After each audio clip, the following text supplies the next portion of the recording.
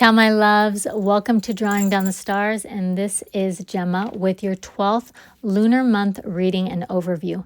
This is lunation number 1263, and we have begun the 12th month known as Februarius or Februa. Februa is the Etruscan god of the underworld and the god of purification, which gives us the theme of this month of purifying, purging, and of honoring the passage of the dead or the passage of what was. Now, before I get started, as always, in the resources I've put together, you will find all of this information in a Notion page, as well as the position of the full moon, new moon, key dates, and key herbs to work with. In addition to that, the Lunar Calendar and Planner has released. It's on Amazon in paperback and in hardback. And in this year, I've included the Lunar Mansions in the weekly planner to give you an extra layer of connecting Eastern, Western systems to a true lunar calendar for agricultural, spiritual, ritual, you name it, all within our modern calendar days. So get yours. The link will be in the resources. All right, let's dive in. This month, I'm going to do a little bit different before jumping right into the stars. I'm going to move us closer into understanding some of these key rituals because it'll help us understand some of the influences and how the moon and her placement of Shravana, or the heart of Capricorn, is going to play out these rituals. So as I had mentioned, this month, Februa or Februarius, is the month of death and purification. It is fertility among men and fertility among beasts. Essentially, it is laying to rest and honoring the passage of the old, purifying our external, our internal, the three planes, and sparking and honoring the fertility, masculine fertility. Masculine fertility, unlike feminine fertility, is a spark that builds framework, that builds the new life, that builds structure. Just like the sperm initiates the creation of the placenta, that is the protection and the nourishment of the baby, so too is this nature. Now, when masculine and beastly fertility was honored during this month, it was in order to bring forward and be in preparation and honor the sparking of the new life or the new year that will come next month, start next month, that is going to come forward. So the sparking of that framework, protection, and nourishment. Now, the two key rituals that I will touch on are Peritonalia and Lupercalia. Peritonalia is celebrated from the 13th lunar day to the 22nd lunar day, and it honors the passage of our dead ancestors. The reason this is so key is because this month is not just about the death, but it is death of what was. When we talk about the passage of ancestors, it was a previous generation. We honor what was previously generated in order to bring better harmony into what is to come. Now, this ritual is so rich with numeric symbology, specific symbology with the black beans, the connection to the month of May and that death ritual, Lumeria, but I won't get into it here.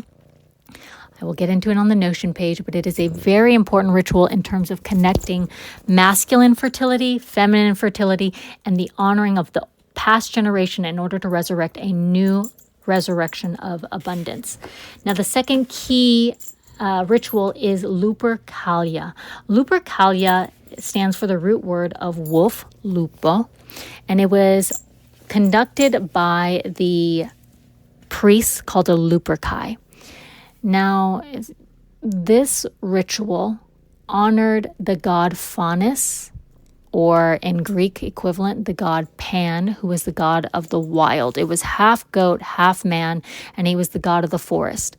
The reason why this wolf-focused wolfly priest worshipped Faunus was because Faunus represented not only the passage of the wild in the realms. Remember, he's half man, half deity. A lot of times his rituals and his celebrations would carry us into the other realm. It would carry us into another state, from the animalistic, worldly, abundant state, but also into a different state. Wolves are known within our ecological system as, yes, killers and carnivores and hunters. However, they kill and hunt to restore harmony and order. Their very nature within an ecological system maintains order. And here we have this higher theme that within the wild, within death, there is a harmony that is resurrected. There is an ordering of life that comes forward through death. With this wild, this venturing into the wild, it is a passage into the other world. Now, the moon is in the heart of Capricorn and Shravana. Shravana is also, or Capricorn is also represented by the goat. And here is where we have this beautiful connection between the Vedic Vishnu, the Babylonian, and the Greco-Roman. So Faunus, the god of the forest, with his goat legs. Capricorn is represented as half fish, half goat. And in Babylon, the fish goat was the god Ea. This constellation represented vast intellect. Ea was the lord of the sacred eye, the protector of life. He oversaw flowing rivers, and he came to the people to resurrect their knowledge, to bring civilization into a higher knowledge. It was to elevate society. The Greeks saw Capricorn as a sea goat that fed Zeus. Here we have this emergence of new light, new energy, the thunder god, the new father, the emergence of bringing forward the nourishment. And then we also have it connected with Pan. Now, Vishnu in the Vedic tradition is the deity that oversees this lunar mansion where the moon is placed in Shravana. Vishnu is the god of preservation. He also is connected to water, rides a snake over water, and rules on the three realms. So we have these common themes of preservation, higher wisdom, intellect. From death comes new abundance, the purification in order for harmony to rise. That is the theme of this month. The very key here is wisdom into intellect, the preservation or awakening higher intellect.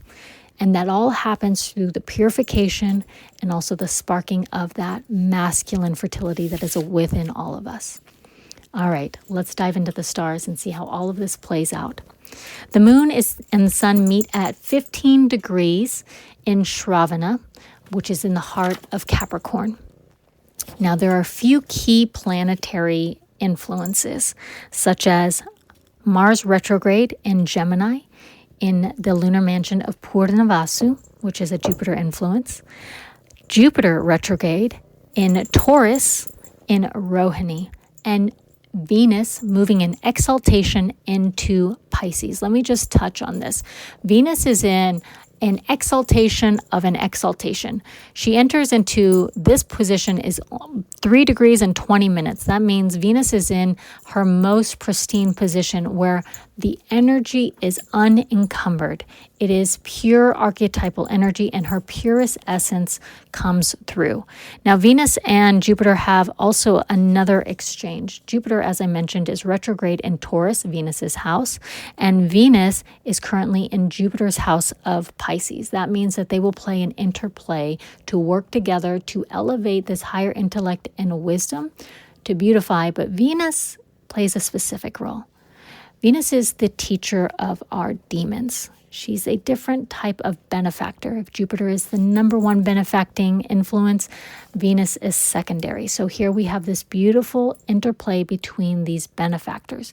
Venus in this position is going to help work teaching from past karmas, past lessons, help purify and bring forward benediction, blessings, but also support the wisdom into intellect that Jupiter is going to bring into this next physical form. It is very heavily predicated on blessings through wisdom and intellect. Now, let's dive in. The month of purification, as I mentioned, it's going to be about killing off the old in order to make way for the new. This is about regeneration. Remember, we have that ritual of paraphernalia, which honors the dead ancestors or the past generation, the past form. What comes through into these rituals in this month and with these planets is we are moving into regeneration through planes. This month will be about connecting the paths. Shravana is very much not only the reception, it's represented as the ear for listening. It's represented in Egyptian as the reed amongst the Eleusinian fields, so the purity of divine, the reception of divine, but it is a receptive nature of a channel. It is channeling and connecting. So last month was more about trusting your instincts, tuning into your intuition and moving from that sense. Now this month is going to draw it and connect it together. It is about eliminating what cannot bring harmony, what cannot preserve. Elimination and death is honoring for the new life. This is going to strengthen and allow us to bring more knowledge and intellect into intuition, which brings confidence, which brings self-assurance. It allows us to strike from instinct. Again, that masculine fertility is of doing action from instinct in order to create a framework. It is still very much preparation. When we are in the 12th month of purification, we are letting go, purifying on the 3 realms in order for a stable foundation of new manifestation to come forward. However, this month is so beautifully moving into a sense of not selflessness, because the self is very much moving from your center. However, it is bringing in the aspects of other, so the other within you, but also influences from how you impact others, how your actions are, or how things are moving through others. It is a very selflessness, also in directive of higher purpose, not about me, but what is moving through me comes into another level. This again is about listening and receiving. A key aspect within these energies is comfort versus effort. And it's not like either or, but it's it's very nuanced. For some of us, it's like, and where am I comfortable? Where do I need to apply more effort? Where do I need to be more disciplined? For others, it's when do I strike and apply the right amount of effort? When do I rest back and watch what unfolds? When do I receive versus when do I act? What effort is appropriate based off of my wisdom into intellect? And where do I apply comfort that will help others? Where is comfort needed that helps sustain versus comfort that like dulls, right? Now with Mars in this position in Purnavasu is very specific. It is deeper spiritual implications. It is the passage of souls, but it essentially is a shifting of consciousness. It is going to work in how our consciousness is shifting through this preparation phase into the new year, but also into this purging. It's a shifting of consciousness and direction without opposition. So a lot of this is going to be, okay, your consciousness has now shifted planes. You're moving into a higher realm. You're trusting yourself more. It's also a shifting of higher consciousness because these are very highly spiritual energies. But it's going to, when I mean direction without opposition, for many of you, you are going to, as I had mentioned, that intuition and instinct and action is you're going to not oppose yourself. For some of you, you've moved into a higher consciousness where you can understand the influence from the external, how it affects others, but it's not going to be in opposition of how you maneuver, act, or how you receive.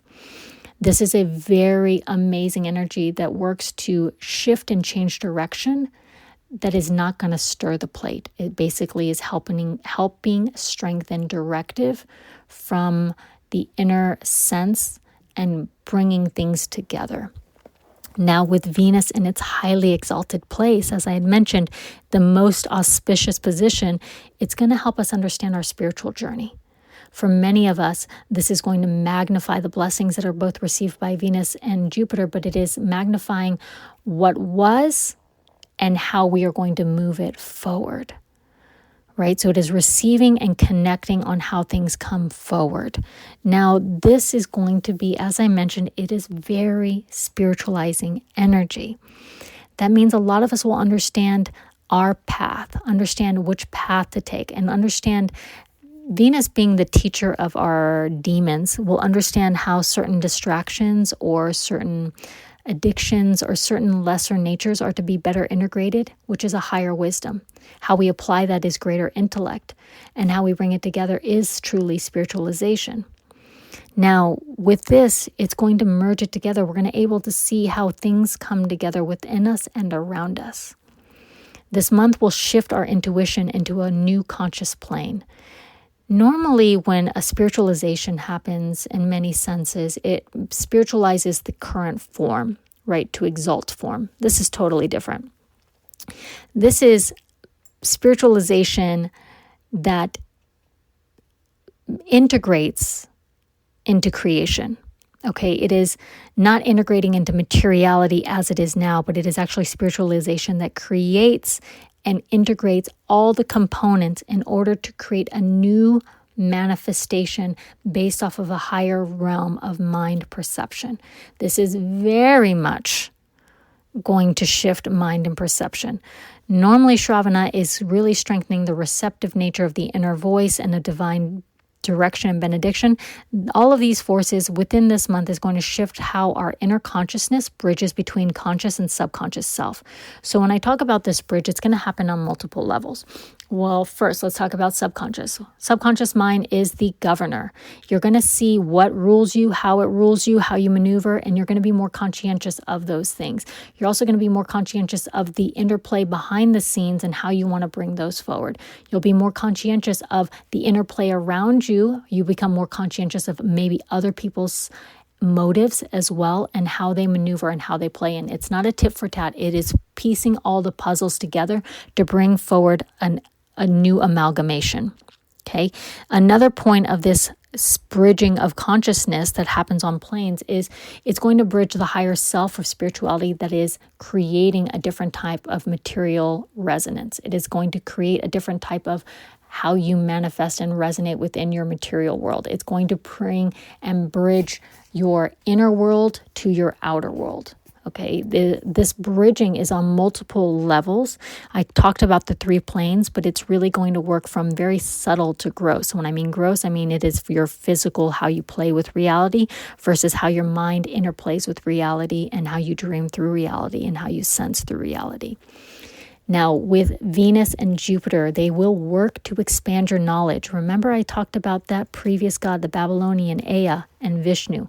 Their purpose, their key significators are the preservation of life through wisdom, the sacred third eye, the awakening of knowledge, the nursing of Zeus, this electrifying power, this awakening of coming forward. This is what's expanding. It is a benediction to receive greater wisdom.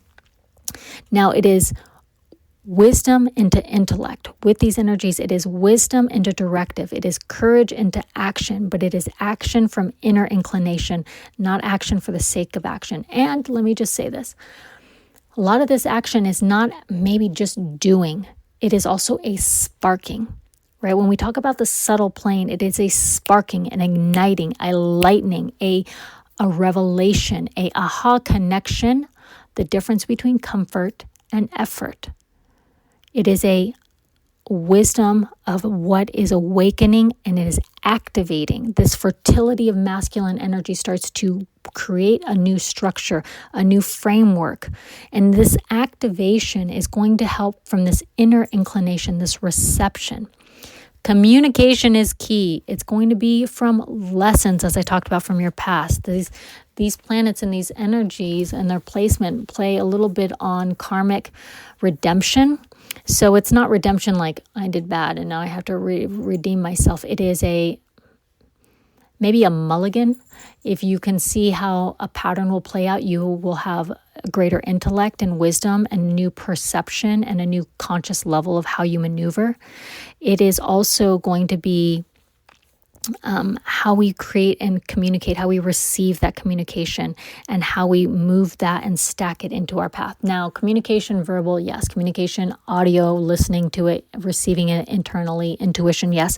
But it is how you communicate in terms of connection. Shravana, where the moon is placed, is very heavily indicating connecting the 3 worlds for greater preservation, connecting everything. And how that in and of itself, connection is communication. It's a reception, right? So that communication is not just the auditory and the verbal, not just the inner intuition, the instinct. It's also the communication of how you are connecting everything within your mind, your perception, and moving it. There are going to be distinct steps. We have this amazing energy of taking a distinct step, creating distinctions, seeing how things are coming together. But it's a seeing through the perception of manifestation. I really want to emphasize it is seeing through our reality. It is seeing through, for many of you, especially if you have Piscean energy that is strong, you're going to see the truth that this manifestation, this reality is just a dream. This is the illusion. You're going to see and perceive through manifestation. You're going to perceive into what you want manifested. You're going to perceive, and this is not about the law of manifestation. I'm talking about actual reality. You're going to perceive your reality different. You're going to perceive yourself within reality different. You're going to perceive how components come together and how you interact and bring those together in a different way. This is divine intellect. This is the blessings of Venus in her position. It is going to shift a separation of your attachment to form so you can peer through. Okay, this is a connecting into inner voice, a connecting into action from higher guidance.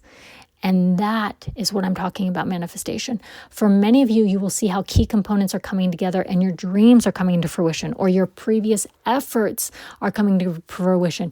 You lay to rest a lot of gunk or a past cycle. An old ancestor has now died and you are now sparking a new life cycle is coming forward. But this perception is going to be, when I talk about that, you're literally, let's break that down. When I'm talking about reality now and what was and how you see the future coming together, we're talking about space-time reality. We're talking about how things maneuver, how components come together, how electrons form, and they create into our understanding from a higher perspective. It means you're not tethered to the past, present, or future, but that you see that you are in the all right now. That is how the perception in the conscious plane is going to shift, is you're going to see everything all at once, right here, right now, but you're also going to see and peer through what is and what will be. Your perception on so many levels is going to change because the intellect from wisdom is coming together for you, and it's all connecting and piecing together. That is primarily where a lot of these planetary energies are going to help work in preparation for this new coming. It is going to help move and maneuver and retransform that ancestral past, that generation, that what was, that sparking, and that intellect. This moves into existence planes, okay? This planes of existence, how we exist, where we exist, and how we choose to exist, how we choose to interplay, how we choose to bring things together within us and bring it forward. This will come together more fully by the full moon. I normally don't do full moon readings, but I will do it for this month because it is very impactful on the elemental level, on regeneration, on how the archetypes are coming together. So what I mean by that is now is the point where this month we begin to develop higher knowledge, and it expands beyond our current views. We are expanding self, our world views, how we pivot, how we aim, how we perceive. Remember I mentioned that selflessness, it's almost an expansion of seeing all components on all realms. It is a expansion of your own reality, or how you see yourself in your own reality. For many of you, you will start to bring together your inner gifts, and you saw what brought you here, and you perceive yourself in this manifested reality in a different light. You perceive a bright future. It now has brightness for you. This shift is creative potential. It really is, in such the form of the highest wisdom and intellect, not from the fructifying. It is from the wisdom that sparks. That is a masculine nature, but it also enables us to create connections to our path. Many of you will lay down a new path and you will see your path coming forward. You will create the bricks and you will merge everything together so that path is more stable.